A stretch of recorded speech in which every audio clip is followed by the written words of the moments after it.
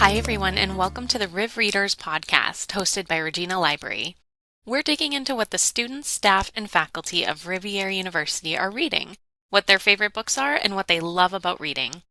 I'm Katie McFarlane, and I'm the Research and Instruction Librarian here. We created this podcast to tie into our Riv Reads virtual book club, so if you haven't checked that out yet, please feel free to head over to Canvas. We'd love to hear what you're reading. This episode, I'm chatting with Tim Doherty. Thank you so much for joining me today, Tim. I'm so excited for this. So I was going to ask you first just to share a little bit about who you are for those who don't know you. Yeah, so I'm Tim Doherty. I'm a professor of English here at Rivier University, and I've been here since 1999, the previous century. And you're the head of the English department, right? The chair? Yeah, it's really an honor to work with faculty. We have such strong faculty, and so I oversee first year writing seminar, and then also literature, art, and human, which is our sophomore required humanities course. It's a blast. It's a blast to teach. It's always on my mind. You're constantly thinking of innovative new ways to do things for that. So it's very cool to see. What are you working on over the summer? Do you have any projects going on? I do. As I say, literature, art, and humans on my mind. I'm constantly trying to make it a better course. It's a literature course, but also an art appreciation course. And so one of the things I've been trying to do, I've been basing the design of the course on the work of a neuroscientist at Stanford University, Jamil Zaki. Zaki's work is on empathy. So I'm thinking about the connections between art and empathy. So Chika Unigwe is a Nigerian short story writer. And so she has a short story called Growing My Hair Again.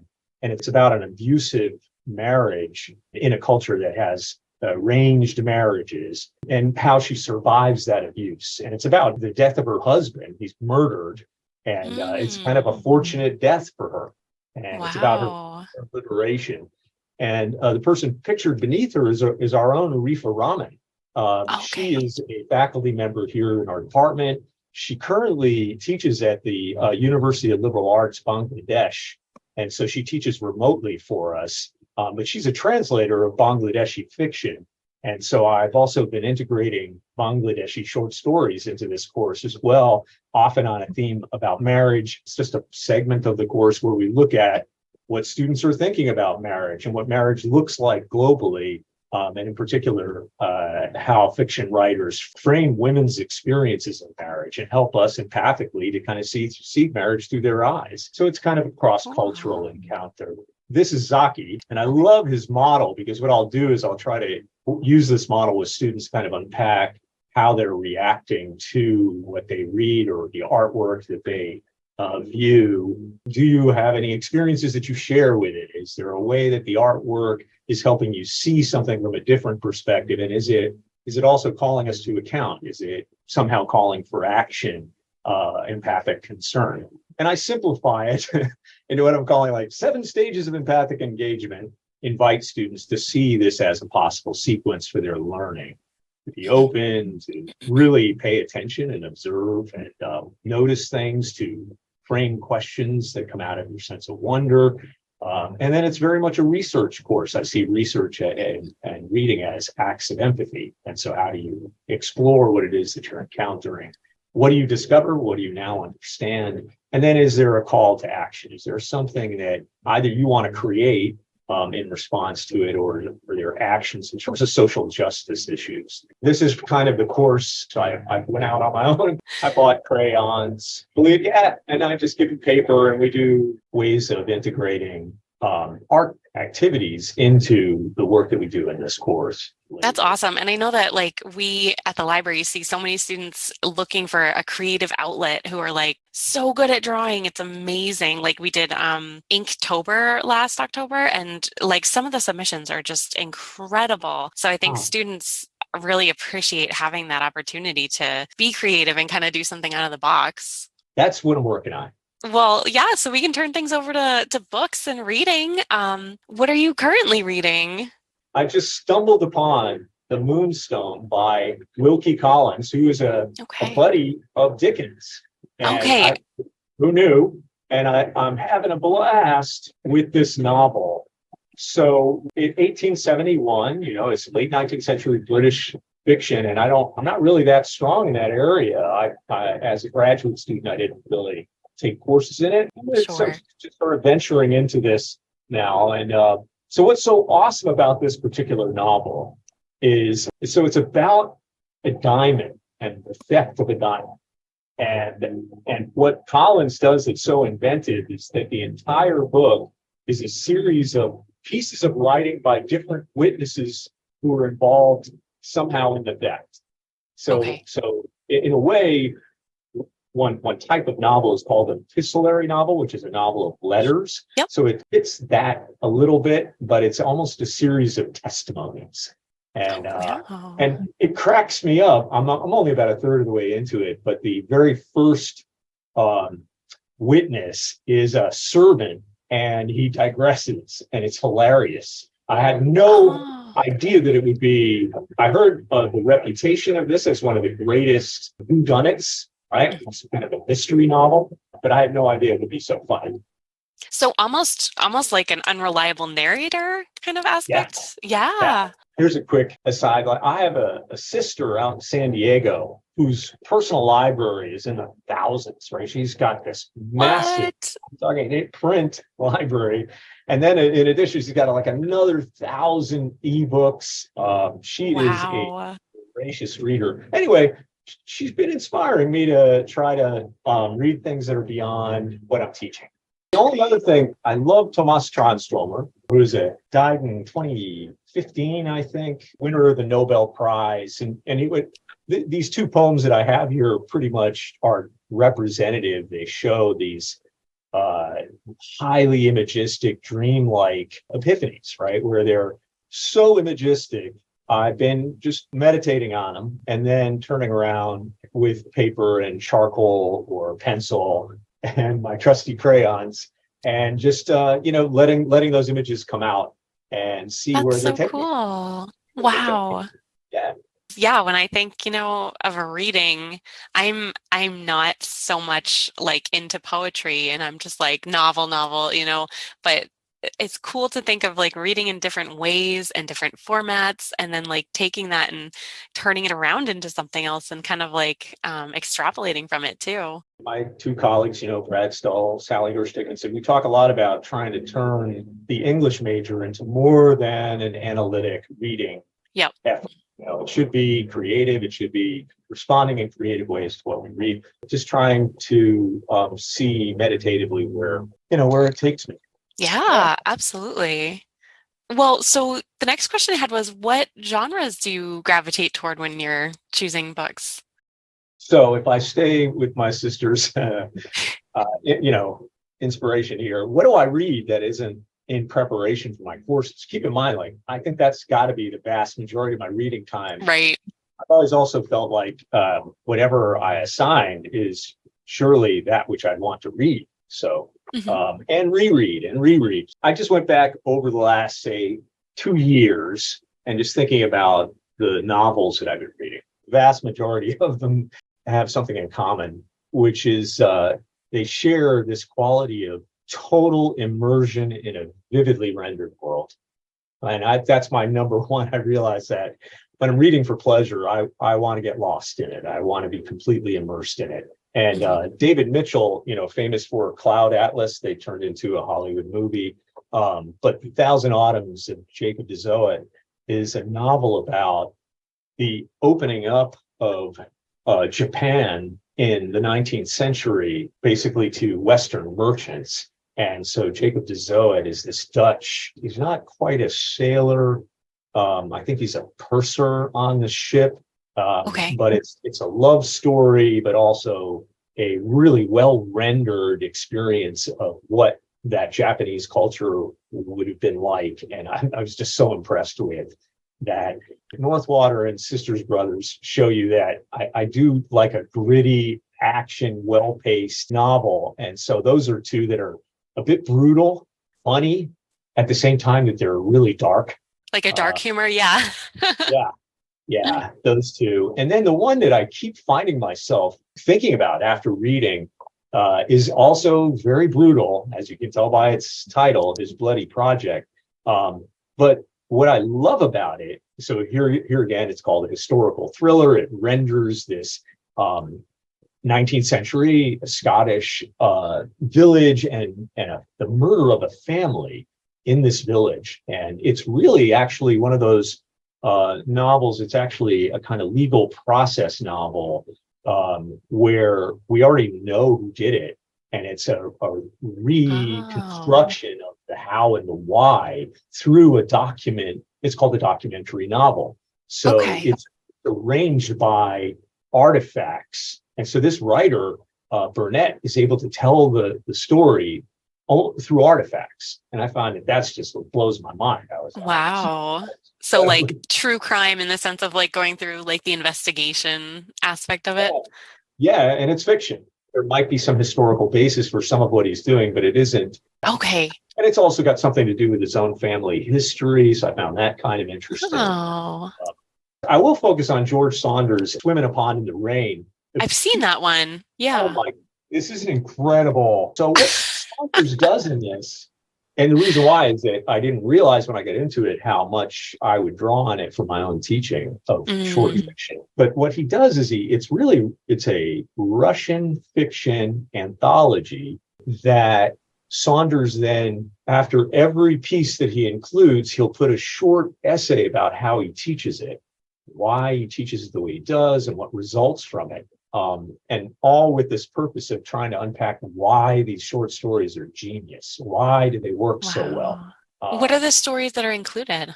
Kind of your greatest hits. It's a lot of Chekhov. He selects them so well. Every single story is just engrossing and entertaining. And that's another area of weakness for me. I mean, I never really studied your other European writers. And so thank you to Saunders for this little, whirlwind tour of Russian fiction. So Gogol and Turgenev and Tolstoy, he's got all these. So your primary focus in your own studies was kind of like medieval English, like British literature, right? And like into Shakespearean? Yeah, exactly. Sort of from Jonathan Swift back. Okay. Yeah, and with a real concentration on Shakespeare. Yep, I can see that from your course offerings for sure. And in the last book that I just read, so I'm a huge Willa Cather fan, and so I just finished reading O Pioneers, and what an amazing novel. Was this your first time reading it, or was it a reread? No, that was my first time reading it. So Song of the Lark, My Antonia, those are things that I previously read. And so, O Pioneers, fascinating. Again, fascinating for me just thinking about how Augusta is our central character in that novel. And she's the super capable daughter of a farmer who really is the first pioneer in Nebraska in this particular area. And so it's all about her independence, her fiery spirit, her resourcefulness, and resistance against two totally chauvinistic brothers. But it takes all this. It's a fascinating novel because while she's the central character in a way, then the novel sprawls out and considers all these other family members as well. And it's a love story and it's tragic. And by the way, before I forget, Sleeping Car Porter, stumbled upon that one. So it's a recent novel that tells the story of a Black train porter in Canada into the 1920s, and he's gay. And so between him trying to protect himself and keep his identity secret, he's also navigating so much racism within the sleeping car. But the pacing of that, I really highly recommend this book. The pacing is incredible. The the suffocating life in it's like, Tim, we don't want to read anything that's suffocating. But anyway, the atmosphere of this train car is so well rendered and vivid and fast paced. So that's a slender novel. Fast paced, like the train moving. So it's like evocative. Just exhausting for this poor guy. And I'll just say this to make it tempting for you. It has an incredible ending. Oh, wow. Really That's impressed awesome. by writers who know how to both pace novels well and then deliver something that's transformative at the end. Stick the landing. Yes, stick the landing. Oh, so then the next thing up for me is Willie Cather's Death Comes for the Archbishop. Haven't read that either. Oh, okay. Now, Willa Cather, I don't know a whole lot about her. What was her kind of like biographical context? Yeah. So I recently learned that, and I'm a little late to the game on this, that she was gay, that she is known for, when you think of Edith Wharton or Henry James, you think of novels of high society and the parlor and the intrigue of class conflict and what it is to be inside and outside of an elite. And along comes Theodore Dreiser and Willa Cather and other realists. And for the first time, you really get, you can write a novel about, a farm girl. The everyday people, yeah. So I like that democratic impulse. But also, let me just say this. Willa Cather can write sentences. Her style is just, there's one particular chapter in a section called Winter in O Pioneers that just floored me. I had to reread it a couple of times. It just was so well rendered, so well wrought. I love a good sentence. Before I finish, I have this buddy, my college friend forever, Nick, and so he turned me on to Walter Mosley. So when I'm really going to give myself permission to just have a good time, I've read almost all of Walter Mosley's Easy Rawlins mysteries. Those are highly recommended. Those are so well paced, vivid, and they're lean. They're really just spare novels that are a bit gritty. So Devil in a Blue Dress, Denzel Washington film, if that rings a bell. But anyway, yeah. So that's kind of like your escape if, you want something a little lighter. Lighter, but still gritty. What are the things that make you love a book? Yeah, well, so I've already talked a little bit about it, right? That, being immersed in a fully realized world, pacing, I find the pacing I'm not quite proud of, right? It's like, as I get older, I'm a little less, okay, let's move it along. I will start skipping through the pages. Sorry. I love inventive writing. I really love both. So that documentary novel, I have a lot of appreciation for ways that writers play with genre. And then I also love metaphor. I love at the sentence level, I just really love writers that, I was thinking about a Gatsby. Fitzgerald, has Daisy Buchanan, her mouth was full of money. I love lines like that. I love metaphor in prose. And skillful dialogue. Love skillful dialogue. I get so drawn in by dialogue. Like I'm the one who's just like how you mentioned where I start to lose interest and I'm like, if there's just pages and pages of like description and exposition, I'm like, okay, where's the conversation? Like I need some quote marks. Yeah. You'll really like Suzette Mayr, the sleeping car porter. The porter. I do read nonfiction. And sometimes it is related to my work. So I'm just giving a plug for who most people agree is one of the greatest writers about Shakespeare. And that's Harvard's Stephen Greenblatt. So if you haven't read Will in the World, one of the great things that Greenblatt is able to do is use really the toolbox of the novelist in writing about often these cultural contexts, in this case, a biography about Shakespeare, but in the Swerve, it's also a bit of a biography about Poggio Bracciolini, who discovers Lucretius's On the Nature of Things, and it just completely blows open the Renaissance. It's a great, well-told story about the discovery of this text and then how it's disseminated, how secretive they have to be because it's a dangerous text, and he tells a great story. Those are sort of I've definitely heard of Stephen Greenblatt. Fantastic writer. Also, again, writer who at the sentence level, just his prose style is flawless. It's super entertaining. So is that the one book that everybody should read, would you say?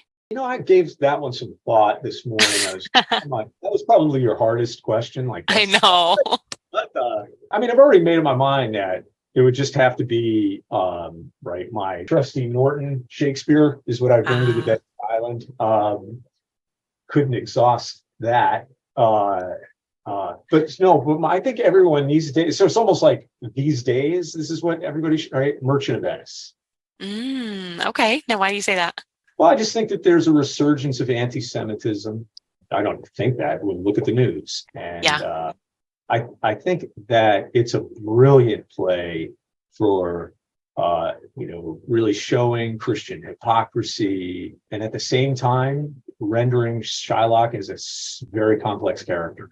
Yeah, that's true. His own tragic flaws. But it's just such a layered play and rewarding in its own right, just to the way it's constructed and the characters, the depth of the characters. So, I think it's just a timely read. And I think there's a lot of demand these days for complex characters. I mean, especially, TV shows and things, people are always looking for like the morally gray characters that they can like love to hate and like still root for, but like feel conflicted about. Often when I teach the play, I find students are fascinated by his daughter, Jessica, and the dilemmas that she faces. Don't get me started because this could go on. It's like Jessica as an adolescent, Jessica as someone crossing cultures, navigating the pressure of her parent, the death of her mother. So Merchant of Venice. All right. Which author, past or present, would you love to meet? Yeah, so gave that one a lot of thought, but I have to say, are you ready? You think it's going to be Shakespeare? Shakespeare! No. It's this guy. Walt Whitman. Absolutely. Listen to this. It's not long. How can I not want to meet this guy? How would I not want to have like a day with him, a day out in the woods? So apart from the pulling and hauling, stands what I am. Stands amused, complacent, compassionating, idle, unitary. Looks down, is erect, bends an arm on an impalpable certain rest, looks with its side-curved head curious what will come next, both in and out of the game, watching and wondering at it. I love that about Whitman, that he's both an observer and yet he's utterly unsided, I believe in you, my soul. The other I am must not abase itself to you, and you must not be abased to the other. There's this sense of his spirituality fascinates me, and how open and embrace. That's the Whitman gesture is total embrace, universal embrace of experience. And I'd love to hang out with that guy. That would be very cool. What's the longest book you've read? Do you know? Yeah, I actually didn't put it up there. That Norton Shakespeare, right? Yeah.